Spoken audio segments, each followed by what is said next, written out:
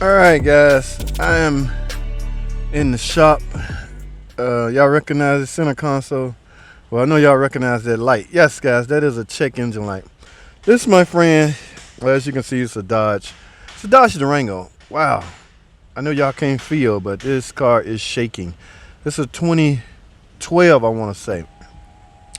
Dodge Durango. And from the feel, you know, I can press on the gas and pretty much, there's only two engines that was optional in this year model vehicle. There was the 5.7 Hemi, which is a V8, or the 3.6 Pentastar, which is a V6. From the feel of driving this in the shop, this, my friend, is a V6. I can tell by the pep. I can tell. I've grown to know the difference.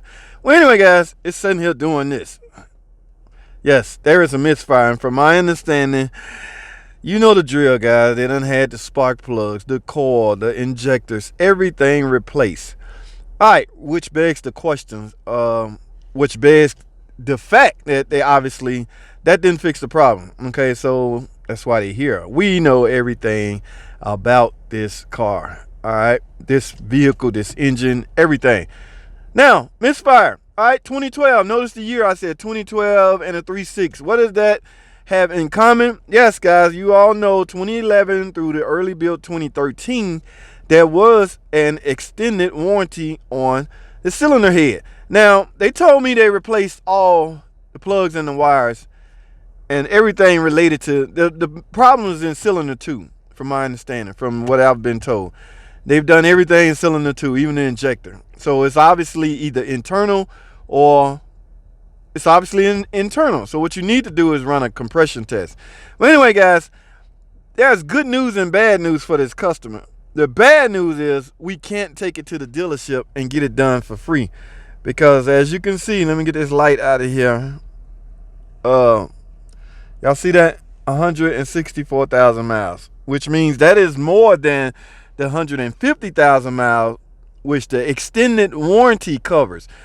Guys, it is an extended warranty, an extension of the warranty, not a recall. So you can't get this replaced. The 2011 through the early build 2013s came equipped with a warranty extension on the cylinder head bank 2, but only up to 150,000 miles. This has 164. So let me quit wasting time on that, because it doesn't matter. This is not covered. Now, so what we're going to do, guys, what I'm going to do is diagnose the car. We're going to pay close attention to why I'm getting a misfire, presumably in cylinder 2. I can feel it, guys. Oh, my God. It's a dead miss. All right. Yes, spark plugs and coil will cause that, but they said these are new with OEM parts.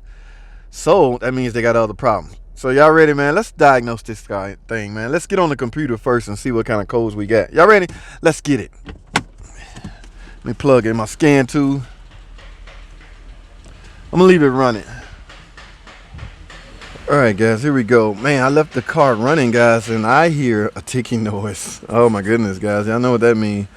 The ticking or the valve train could possibly be responsible for the misfire. But first, let's check a couple of yellow typically indicates trouble codes in these prospective modules. I see yellow in the PCM, WCM, all these modules, but we are concerned with the PCM. Alright, so let's look over there. Let's go into DTC, and what we will see is, yes, P0302, cylinder 2 misfire. And guys, this is the key word. It is active. All right, let's see how active. What we're going to do is go over here. We're going to go on the OBD monitors, see if we can actually see. Hey, guys, look at that. This particular tool, this scan tool I'm using, I can display which cylinder is misfiring. And according to this, here's cylinder 1, cylinder 2, cylinder 3. According to this, cylinder 2 is counting as we speak, and it's counting hard, counting fast. That means the computer is seeing a misfire. Guys, we are basically essentially dumping unburned fuel down to the cat converter. We are basically ruining the cat converter right now as we speak by continuing to let it run. That's why I say it might be in your best interest to get this repaired as soon as possible when you find the problem. Okay, so from an electrical standpoint or the electronic side, I have verified that I have a misfire in cylinder 2 per my scan tool. Now, let's get ready to go over to the engine and see. Let's inspect some more things, guys. All right, y'all ready? Let's get it. Alrighty, guys. Man, y'all hear that? I hear a ticking. Okay, now bank 2 is basically wherever cylinder 2, 4, and 6. That's this cylinder here right here. So they have a problem in cylinder 2, guys. That's the front cylinder up front. Alright, now like I say, this ticking could very well be responsible. Guys, before you go to automatically assuming your problem is the head, just because you know there's a known problem with the head, that doesn't mean automatically your problem is the head. Alright, so get that in your head. Keep that in mind, guys. Alright, like I say, very well that ticking could be causing this. But the only way to find out either or the only way to go further, you, my friend, have to do what I call tear down. Now, what I'm going to do before tear down, unfortunately, you have to remove the intake. Okay, remove the intake to gain access to the spark plugs. All right, what I need to gain access to the spark plugs is to do a compression test. That would tell me some things, not a lot, guys, because compression tests it can be a little tricky. They can be a little misleading. I don't base my diagnostics solely on compression. Now, knowing the problem with the head as far as the guides and all that, there's a chance you still can pass a compression test and that still be your problem. So be careful how you comprehend your readings, all right? But it doesn't matter. I need to get that valve cover off. But before I take it off, you got to remove the intake anyway. I'm going to get it off and do a compression test and see where we stand. I just really want y'all to hear this ticking. Now, the weird thing is, the ticking sound like it's over here on bank 1. The problem is over here on bank 2.